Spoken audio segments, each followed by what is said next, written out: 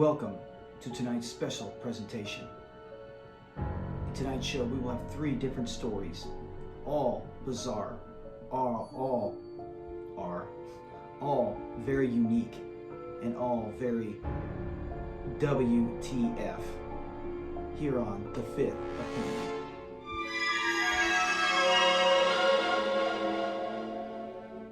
All right, let's get right to it. Way too much time. I wanted to try to pull on my Rod Sterling impersonation. Not even close to an impersonation, just trying to be myself in a more Twilight something thing. So today's show, we're going to basically cover 3 different stories because I talk long enough to where I don't want to do 10 stories because no one wants to watch an hour show. So let's get right to it. These are going to be, a couple of them are trades, and one is a very unfortunate situation of someone not having their patience. The first story we're going to get to right off the bat, it's titled, Give More, Get Less. Yeah. With this trade, the first piece offered, it was a 2 for 2. Right off the bat, DeAndre Hopkins. And yes, this deal went across, as you can see it right on here. This deal went across, I don't have the date on it, after the suspension. This deal has gone through recently after the suspension of DeAndre Hopkins. So right off the bat, you're sitting there, I already said that. At the beginning of the trade offer, you're looking at it going, okay, I'm getting a guy, 29, could be 30, he's in that age bracket where he's on the verge of, he's already probably peaked, and now you might get another year or so of still really good football, okay? And with the pick, it is 109. Actually, I probably didn't show it yet because I don't want you to see the whole what the package is. I'll do it afterwards. But it's 2022 this year, pick 109. We've seen all sorts of outstanding players. It's Chris Olave. It could be Christian Watson. I was fortunate in a few drafts to get Jameson Williams. So there's been some good pieces at 109. So let's just go, okay, let's say best case scenario at 109. Didn't say if it's super flex or not. DeAndre Hopkins and Jameson Williams. Let's say you get that. So DeAndre Hopkins and Jameson Williams. Good combo. A balance of veteran guy who's on the way out in a really good offense, going to miss half the season. And Jameson Williams, who's recovering from an ACL, talked about as possibly even up next Tyreek Hill. We'll see about that. 109. Now, what are you asking for in return? This is which piece do you start with? I'll start with the draft pick, 1.01. So I'm not even going to give the 1.01 for DeAndre Hopkins, right? No, I can't think of anyone. If there is, go ahead and comment on here if you think. I can't think of anyone that would give 1.01, the first overall pick, going to be Breece Hall, for DeAndre Hopkins. I don't know anyone. No reason to. Let's say you offered me DeAndre Hopkins and the 1.9 for 1.1. Then it's, okay, what's my team look like? Am I win now? Is D-Hop going to put me over the top the second half of the year? My team is good enough to help me ride through the season and make the playoffs. And then you give me someone like Jameson Williams, Olave, whatever, maybe even Cook, right? James Cook for Buffalo. So I could say, okay, maybe. I wouldn't do it, but I could see that in the right scenario. What is the player? Now I'll show it. CeeDee Lamb. That's got to be, when you see that, you're just like, that's why it's give more, get less. You are giving more to get back less if you make this trade.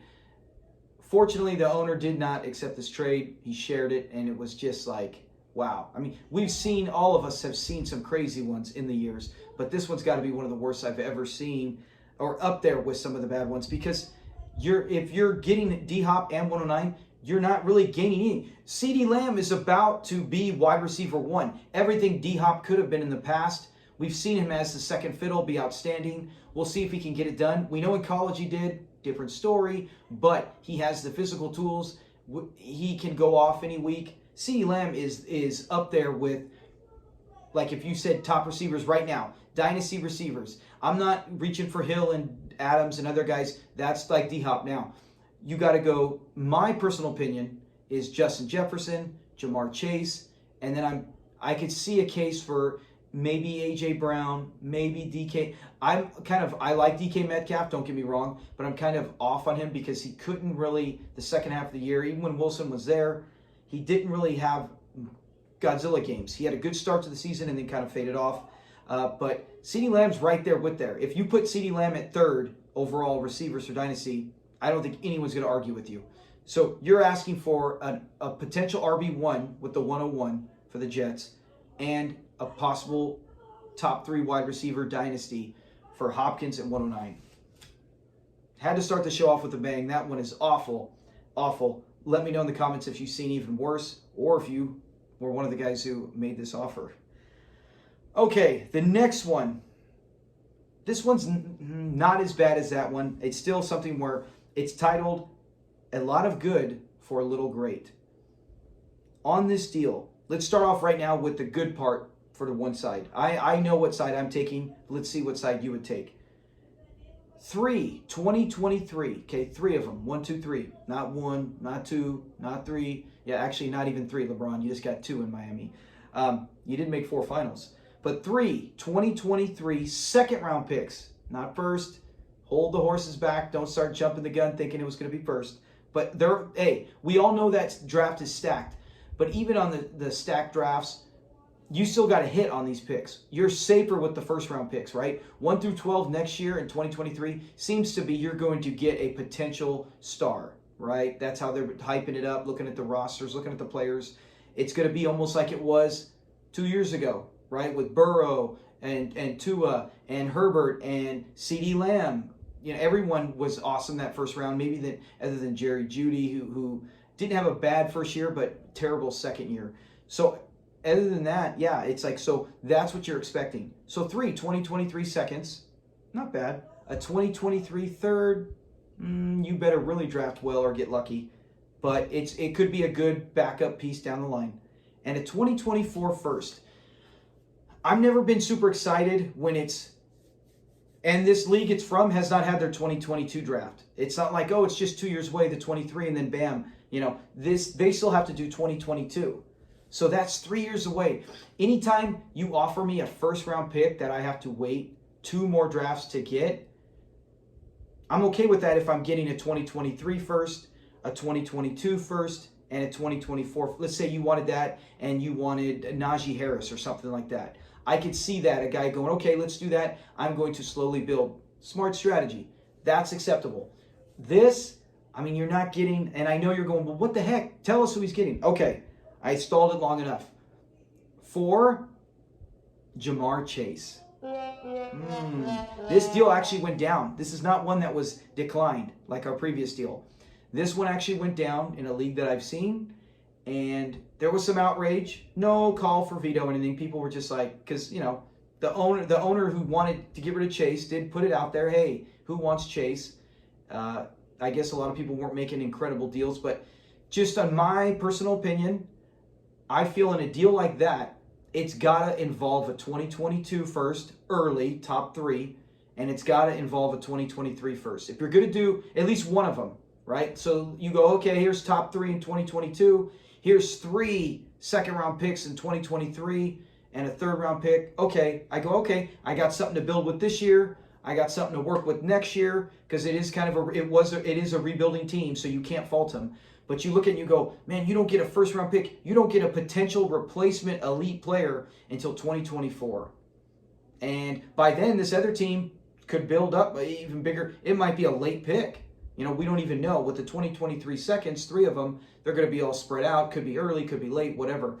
So on that trade, just something where it was actually done and there was some highway robbery, screaming. But in the end, everyone knows, hey, this is a rebuilding team. This is what he wants. If he wanted something else, maybe we should have jumped in and made a deal. So that one is pretty outrageous. All right, let's get to our last one. No trade. This has been something that has stuck with me since it happened, and I just thought this was one of the craziest WTF moments in league history that I've been involved with the leagues. So let's get to this. We had one of the players after the draft had to take off, personal business, bring in a new owner. Owner takes over the team, and does good, does some good moves, but the craziest move was 30 minutes, right? This is called, the title of this one is Dropped, Heard Around the World. And wait till you hear it. As soon as I start to tell the story, you're going to already know. 30 minutes before kickoff, Tyrod Taylor gets a shot, remember? And he ends up not being able to play. They end up shooting him, I think, in the lung. Remember, it was terrible. Giving him injection. Justin Herbert coming in to make the start against Kansas City. 30 minutes before this game, Justin Herbert was dropped by the owner who had him. And Herbert was drafted at 1.10, right? Everyone knew it was Burrow and Tua, that draft.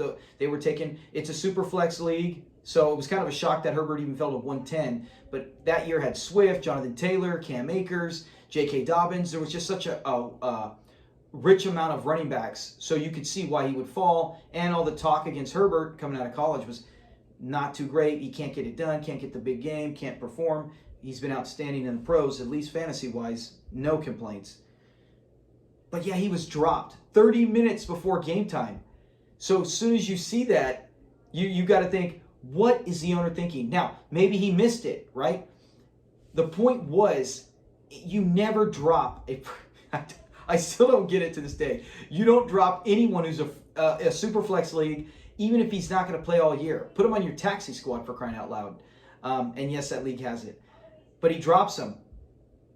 So he starts, he plays outstanding, and now everyone, it's a fab budget. Everyone, there's multiple people. Only 5 people put in for him. I was one of them. Didn't get him, didn't have enough money, spent it.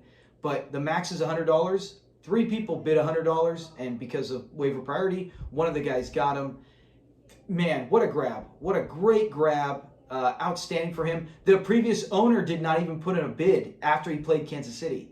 So, I mean, to this day, it's been, like I said, his rookie year, so it's been, over 2 years, and that's still been in my mind, still one of the craziest ones I've ever seen. Drop heard around the league. I just don't get how you can go, and he made great moves. He had a good team. He made the playoffs. He's not like one of those GMs where you're like, this guy's new, he doesn't know dynasty. You just think, man, if he had made an offer to me, I would have given him a 2022 first. The previous year, I would have done a lot for him. But when you see things like that, those are those unicorns where you rarely see them. And then everyone's fighting. Any guy with any kind of intelligence. Only 5 out of 12 went after him. That's a shock. Maybe some didn't have fab budget left. But you got to go after him. Now, the last part of this, which is comical to me, is who did he drop for him, right? You think, oh, man, maybe there was a big play, right? Maybe someone dropped, who knows, Josh Jacobs, doubtful. But something where you're like, dude, this guy had to grab... Maybe he had to grab someone big. He grabbed like a Will Fuller, right? Right before he's going to play. He needed a good receiver. He dropped him for wide receiver Chris Hogan. How many of you can say, you've seen a league, say, hey, Justin Herbert, who's gone on to be like QB2, QB3, for fantasy. Justin Herbert, yes, that one that now is like Superflex leagues going in first round overall, was dropped the day he makes his debut for Chris Hogan, who I don't even think finished the season on his team. I mean, yeah, that was one of the wildest. I had to save that for the end. So that is it with our crazy I keep wanting to say that, our WTF moments for fantasy.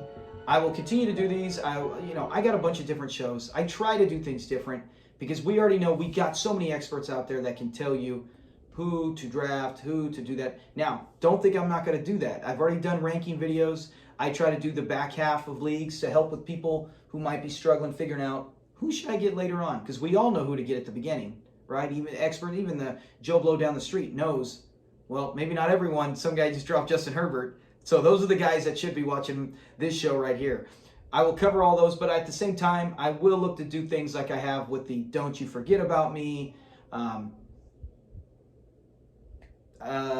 Yeah, I had other theme shows. Oh, I have some other ones coming up as well. I'm not going to take the title of them, but theme shows where it's how to fix an orphan team, how exciting it can be, and another one on how to make trades work and how to be proactive with trades. Trust me, that's one thing I am excellent at. I will do a whole show on that, so stay tuned for that within the next few weeks. Look forward to more stuff coming out. As we get closer to the actual season, we will then cover more things like players to draft, things like that. I'll still have rankings, but in the meantime, we'll try to find off-season stuff to keep you guys entertained. So thanks for tuning in. I hope you enjoyed it, and we'll be looking forward to talking to you next time. Peace.